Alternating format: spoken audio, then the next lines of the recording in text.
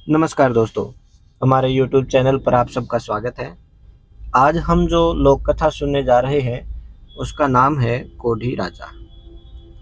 बहुत समय पहले की बात है, एक राजा था, उसकी 7 बेटियां थीं। एक दिन उसने अपनी बेटियों को बुलाया और उनसे पूछा, मैं तुम्हें कैसा लगता हूँ? बड़ी बेटी ने कहा, आप मुझे मीठे लगते हैं। दूसरी से पूछा तो उसने भी यही उत्तर दिया। फिर तीसरी, चौथी, पांचवी और छठी से पूछा, उन्होंने भी यही बात दोहराई। किसी ने गुड़ की तरह, किसी ने शक्कर की तरह, किसी ने शहद की तरह, किसी ने मिश्री की तरह पिता को मीठा बताया। जब सातवीं बेटी ने जब सातवीं बेटी से पिता ने पूछा तो उसने कहा, पिताजी, आप मुझे नमक की तरह मीठे लगते हो। यह सुनकर राजा को क्रोध आ गया। वह सातवीं बेटी से बोला कि तुमने मुझे ऐसा क्यों कहा?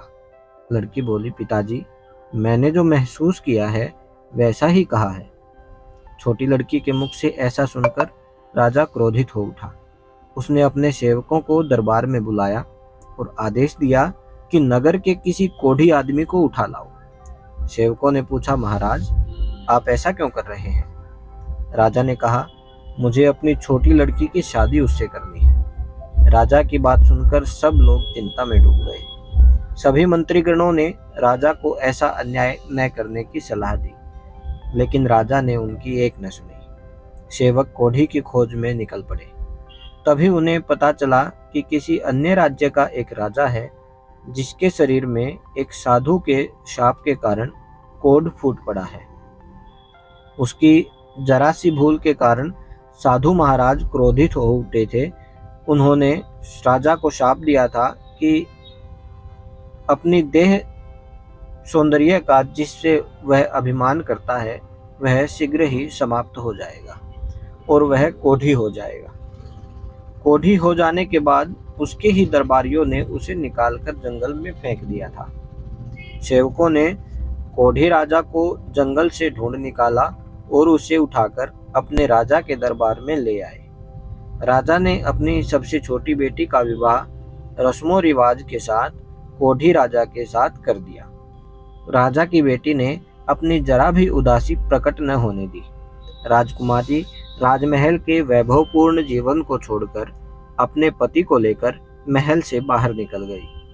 भीख मांगकर उसने कोढ़ियों को बिठाने वाला एक ठेला खरीदने के लिए पैसे जोड़ लिए।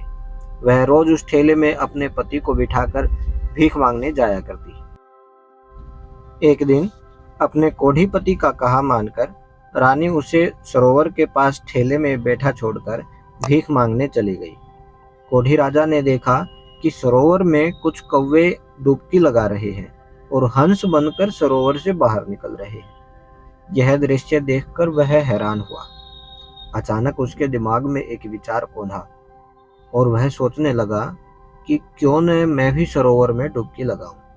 यदि कौवा हंस बनकर बाहर निकल सकता है तो मैं भी शायद पहले जैसा सुंदर नौजवान राजा बन जाऊं। फिर उसने सोचा कि यदि मैं सुंदर नौजवान युवक बनकर निकलूंगा तो मेरी पत्नी मुझे पहचानेगी नहीं। यह सोचकर उसने एक उंगली को पानी से बाहर रखकर डुबकी लगाने का फैसला किया ताकि उसकी पत्नी उसे पहचान सके। इतना सोचकर वह पानी में कूद पड़ा। डुबकी लगाकर वह पानी से बाहर निकला तो उसका सपना साकार हो चुका था। वह मुस्कुराता हुआ ठेले पर बैठ गया। रानी जब काम से वापस आई तो उसने देखा कि उसके पति के स्थान पर एक सुंदर नौजवान ठेले पर बैठा हुआ उसकी ओर देखकर मुस्कुरा रहा है। उसके मन में ख्याल आया कि इस नौजवान ने उसके कोढ़ी पति को मार डाला है और अब उससे शादी करना चाहता है। यह सोचते ही उसकी आंखें क्रोध से लाल हो गई। वह तुरंत उसके पास पहुंची और गुस्से में लाल पीली हो युवक से बोली, बता, मेरा पति कहाँ है? युवक ने कहा, मैं ही तेरा पति हूँ। परंतु वह न मानी और रोते हुए बोली, तुम मुझसे झूठ कह रहे हो। मेरा पति ही मेरा परमेश्वर है। मुझे किसी भ्रम में डालने की कोशिश न करो। मेरा पति मुझे लौटा दो। नौजवान युवक यह सब देखकर अपनी पत्नी के सच्चे प्रेम की मन ही मन सराहना करने लगा। उसने अपना हाथ, जो अब तक पीछे छुपा रखा था, सामने किया और अपनी वह उंगली दिखाई जिसमें कोढ़ का निशान अभी भी बाकी था। वह अपने पति को पहचान गई। इस चमत्कार को देखकर रानी के आश्चर्य तथा खुशी का ठिकाना न रहा। रानी ने हाथ जोड़कर प्रभु को धन्यवाद किया। राजा अपनी रानी के साथ अपने राज्य में वापस लौट गया और समस्त प्रजा अपने स्वस्थ राजा को पाकर फूली न समाई। तो दोस्तों, यह थी आज की लोक कथा। कैसी लगी कमेंट में जरूर बताइएगा।